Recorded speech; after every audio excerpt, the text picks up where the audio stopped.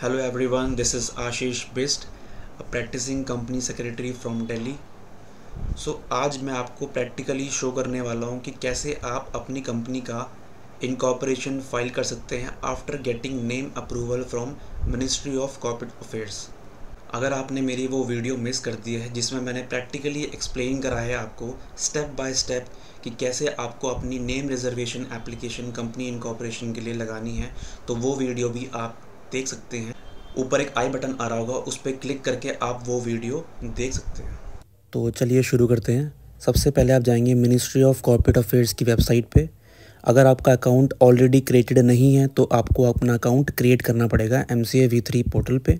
मेरा account already created है तो मैंने उसको लॉगिन किया। लॉगिन करने के बाद आपको सीधा जाना है अपनी अप्रूव्ड एप्लीकेशन में। मिनी डैशबोर्ड को ओपन करेंगे जहाँ पे आपका नेम ऑलरेडी अप्रूव्ड दिखा रहा होगा। मिनी डैशबोर्ड ओपन करने के बाद आपको दो फॉर्म शो होंगे, स्पाइस पार्ट ए और spice part B. Spice part A हमारा ऑलरेडी अप्रूव्ड है, सो हम स्पाइस पार्ट बी को फिल करना शुरू करेंगे। स्पाइस पार्ट बी के आगे एक एडिट बटन है, उसको आप क्लिक करेंगे। पूरा स्पाइस पार्ट बी जो फॉर्म है वो खुल जाएगा, वो आपको फिल करना है। ये थोड़ी बहुत इन्फॉर्मेशन थी जो मैंने ऑलरेडी फिल कर रखी है। फर्स्ट पेज जो होता है बेसिकली आपको उसमें अपनी कैपिटल स्ट्रक्चर को डिफाइन करना होता है कि कंपनी में कितना इक्विटी रहेगा, कितना प्रेफरेंस रहेगा, कितनी ऑथराइज शेयर कैपिटल रहेगी, कितनी पेड अप रहेगी, वो सब आपको डिफाइन करना होता है। नेक्स्ट पेज पे जो इन्फॉर्मेशन आपको फिल करनी होती है वो होती है relating to your registered office, जहां आपका रजिस्टर्ड ऑफिस कंपनी का रहेगा। अब इसमें दो ऑप्शन होते हैं। अगर आपको अपना registered office at the time of incorporation file करना है सो आप उसमें यस पे क्लिक करेंगे, लेकिन अगर आपको नो पे क्लिक करना है तो आपको आफ्टर इनकॉर्पोरेशन अपना रजिस्टर्ड ऑफिस फाइल करना रहेगा। इस कंपनी का registered office after incorporation file करूंगा, इसलिए मैं इस पर नो पे क्लिक कर रहा हूँ। अब इस कंपनी का रजिस्टर्ड ऑफिस उत्तराखंड है तो ROC भी उत्तराखंड होगा। अब आपको ये कॉलम जो है ये केयरफुली भरना होगा।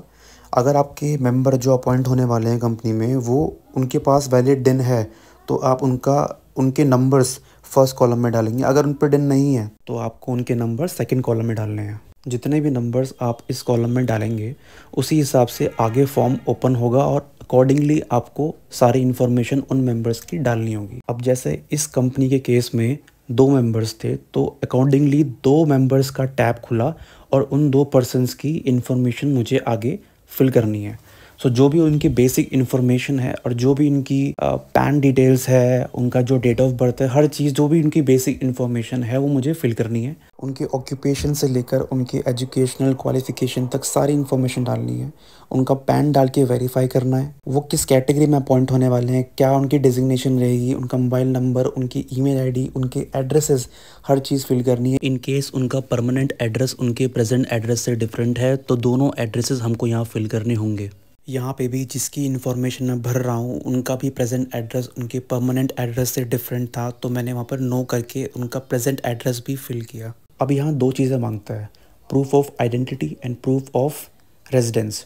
तो आपके पास जो भी चीज़ अवेलेबल हो आप वो अटैच करके आगे प्रोसीड कर सकते हैं। मेरे पास आधार कार्ड था as a proof of identity and bank statement थी as a proof of residence, तो मैंने वो अटैच करके आगे प्रोसीड किया। वो पर्सन कितने शेयर्स इस कंपनी में होल्ड करने वाले हैं तो वही आप डाल के आगे प्रोसीड करेंगे। अगर जो पर्सन जो अपॉइंट होने वाले हैं इस कंपनी के अंदर वो किसी और कंट्री को बिलोंग करते हैं जो कि बॉर्डर शेयर करते हैं हमारी कंट्री के साथ, इंडिया के साथ, तो आपको एक डिक्लेरेशन अटैच करनी पड़ती है। इस कंपनी के अंदर वो चीज़ एप्लीकेबल नहीं थी तो मैंने नो करके आगे प्रोसीड किया। आगे प्रोसीड करने के बाद आपको दूसरे मेंबर की भी सिमिलरली इन्फॉर्मेशन फिल करनी है।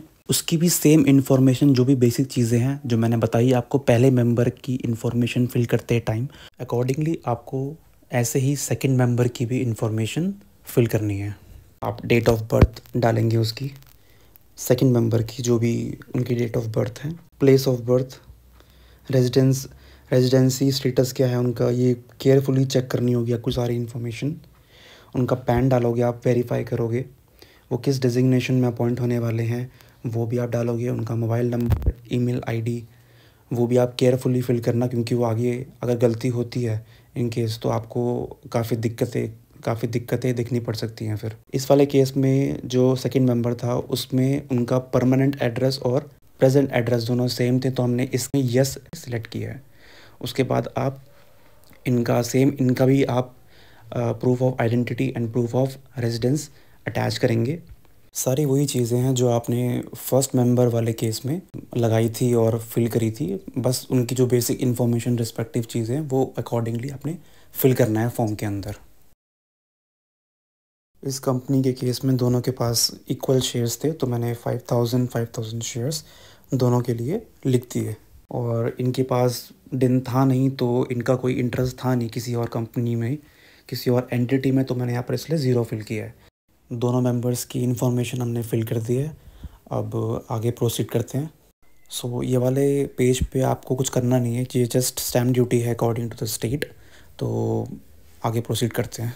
अभी यहाँ पे आपको AO कोड सिलेक्ट करना होगा according to your proposed registered office. So आप टाइप करेंगे गूगल पे AO कोड फॉर पैन, पहले लिंक आएगा उस पर क्लिक करेंगे। और इस कंपनी का रजिस्टर्ड ऑफिस हल्द्वानी में होने वाला है, और हल्द्वानी के अकॉर्डिंग हमने AO कोड पैन के लिए सिलेक्ट कर लिया और अकॉर्डिंगली ये सारी इन्फॉर्मेशन डाल दी। ये सारी इन्फॉर्मेशन डालने के बाद आपको नेक्स्ट जो इन्फॉर्मेशन है, एरिया कोड, AO टाइप, जो भी इन्फॉर्मेशन आप पैन के लिए भर रहे हैं वही इन्फॉर्मेशन आपको टैन के लिए भी सर्च करनी है। सो आप AO code for tan Google search करेंगे सिमिलरली, और हल्द्वानी जो आपका रजिस्टर्ड ऑफिस होने वाला है उसी के हिसाब से आप अपना टैन का भी AO कोड, एरिया कोड और हर चीज़ जो मांग रहा है फॉर्म में वो आप सर्च करेंगे और अकॉर्डिंगली उसको फॉर्म के अंदर फिल करेंगे। अब आपको फिल करना है आपका सोर्स क्या है इनकम का। गूगल में टाइप करेंगे बिजनेस कोड MCA, और जो फर्स्ट लिंक आएगा उस पर क्लिक करेंगे। देन आपको उसके अंदर सर्च करना है कि आपका जो बिज़नेस एक्टिविटी है, प्रपोज्ड बिज़नेस एक्टिविटी, वो किस बिज़नेस कोड को डिफ़ाइन करती है। सो जो ये बिज़नेस कोड था वो हमारी कंपनी के अकॉर्डिंग मैंने अप्रोप्रिएट कोड डाल के आगे प्रोसीड किया। ये प्रिलिमिनरी स्क्रीनिंग करता है, पैन और टैन के कोड जो हमने डाले हैं उनको स्क्रीनिंग करता है बेसिकली उनकी। तो ये हमारे कोड ओके थे, तो वो आगे प्रोसीड हो गया। आपके जो मेंबर जो अपॉइंट होने वाले हैं कंपनी में, उनके पास डिन नहीं है, तो आपको पैन ज़रूर अटैच करना है। तो मैंने पैन अटैच किया, देन हम आगे प्रोसीड करते हैं। अब यहाँ पे एक पर्सन का नाम डालना होता है जो कि ऑथराइज रहते हैं कंपनी के बिहाफ में ये फॉर्म साइन करने के लिए। तो इस फॉर्म में उनका नाम डाला, और जो भी मैंडेटरी फील्ड्स हमें चेक करनी थी वो मैंने चेक करके आगे प्रोसीड किया। जो भी मेरा मेंबरशिप नंबर है, मेरा नाम, मेरा क्या प्रोफेशन है, मेरा COP नंबर, वो सब मैंने डाला जो कि मैंडेटरी फील्ड है, क्योंकि प्रैक्टिसिंग प्रोफेशनल जो होते हैं वो इस फॉर्म को सर्टिफाई करते हैं, जो कि मैंडेटरी है, अदरवाइज़ ये फॉर्म फाइल नहीं हो पाएगा। सो वो डाल के मैं आगे प्रोसीड करता हूँ। जो भी मेरी इन्फॉर्मेशन है वो मांग रहा है इसमें, मेरी मतलब प्रोफेशनल जो होते हैं। सो यहाँ पर मेरा एड्रेस मैं फिल कर रहा हूँ।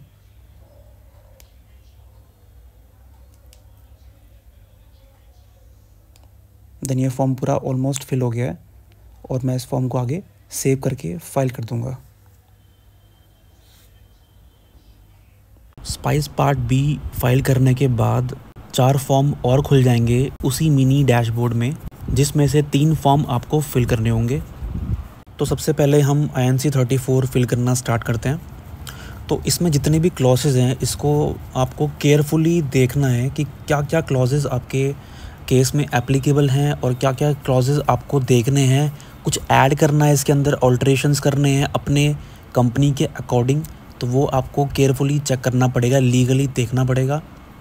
सो उसके बाद आपको लास्ट पेज पे जाना है। जब आपने पूरा का पूरा आर्टिकल पढ़ लिया और ऑल्ट्रेशन अपने अकॉर्डिंग कर लिए, उसके बाद लास्ट में एक सब्सक्राइबर शीट बोलते हैं उसको, तो लास्ट में जाके आपको उनकी बेसिक इन्फॉर्मेशन अगेन थोड़ी बहुत, जैसे कि फॉर एग्जांपल नेम, देन उनका फादर नेम, देन उनका रेजिडेंस, देन वो क्या करते हैं, उनका ऑक्यूपेशन, वो डालना है सब्सक्राइबर का। और उसी तरह जो प्रोफेशनल है उसका भी आप डालोगे, देन इस फॉर्म को लास्ट में फाइल कर दोगे। उसके बाद फिर से आपको जाना है मिनी डैशबोर्ड में, और इस बार हम भरेंगे INC 33। देख सकते हो आप INC 34 के आगे लिखा गया है सबमिटेड, तो मतलब वो फाइल हो गया है। अब चलते हैं हम INC 33 में, उसको फाइल करना स्टार्ट करते हैं। सो इसके अंदर कुछ क्लॉजेज़ होते हैं, उसको आपको फाइल करना होता है। जैसे कि मेन ऑब्जेक्ट जो होता है वो बहुत इंपॉर्टेंट होता है। तो मेरे केस में हमने क्लाइंट से इसकी वेटिंग करवा दी है, तो मैं इन ऑब्जेक्ट्स को, मेन ऑब्जेक्ट्स और एंसिलरी ऑब्जेक्ट्स को as it is copy paste करने वाला हूँ, क्योंकि मैंने ऑलरेडी क्लाइंट से कंफर्मेशन ले लिया इसके रिगार्डिंग। देन अगेन जो सब्सक्राइबर शीट है वो आपको फिल करनी है अपने मेंबर की। जैसे आपने आर्टिकल में उनकी इन्फॉर्मेशन भरी थी, वैसे ही आपको एज इट इज़ यहाँ पर भी उनकी इन्फॉर्मेशन भरनी है। और अगेन जो प्रोफेशनल जो सर्टिफाई कर रहा है उसकी भी इन्फॉर्मेशन लास्ट में डालनी है। सेव करके इस फॉर्म को फाइल कर देना है। ये दोनों ही बहुत इंपॉर्टेंट डॉक्यूमेंट है कंपनी के, AOA एंड MOA। अब फाइल करने के बाद आप देख सकते हैं कि INC 33 एंड INC 34 के आगे सबमिटेड लिखा आ गया। दैट मीन्स वो दोनों फॉर्म फाइल हो गए। अब हम फाइल करते हैं एजाइल प्रो। सो इसके अंदर आपके पास ऑप्शन होता है कि आपको GST अप्लाई करना है या नहीं करना है। इसके बाद आपको रजिस्टर्ड ऑफिस के बारे में इंफॉर्मेशन देनी है कि वो रेंटेड है या ओन्ड है। देन उसके बाद सेकंड पेज जो है उसके अंदर हमको अपनी बिजनेस एक्टिविटी को डिफाइन करना है कि हमारी एक्टिविटी जो है वो किस ग्रुप ऑफ एक्टिविटी के अंदर फॉल करेगा। हमारी एक्टिविटी रेस्टोरेंट की है तो हमने रेस्टोरेंट के अकॉर्डिंग सारी इन्फॉर्मेशन उसके अंदर डाल दी, रेस्टोरेंट बिजनेस।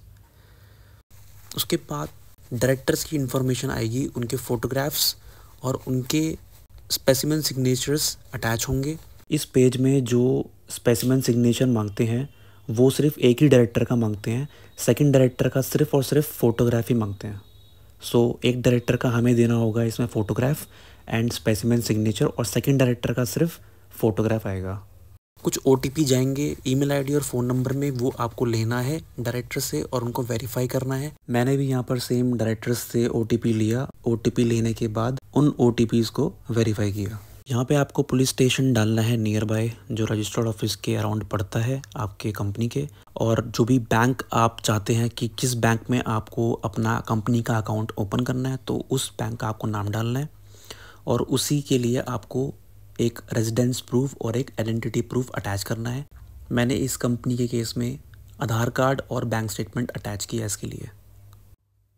इसके बाद आप नेक्स्ट पे क्लिक करेंगे और ये कुछ मैंडेटरी डिक्लेरेशंस हैं जो कि आपको क्लिक करनी ही पड़ेगी, अदरवाइज़ ये फॉर्म आगे प्रोसीड नहीं होगा और फाइल नहीं हो पाएगा। इसके बाद लास्ट में आप ये डेट और प्लेस डाल के ये फॉर्म फाइल कर देंगे। देन आप फिर से जाएंगे मिनी डैशबोर्ड में और आप देख सकते हैं कि उसके अंदर सारे के सारे फॉर्म फाइल हो गए हैं।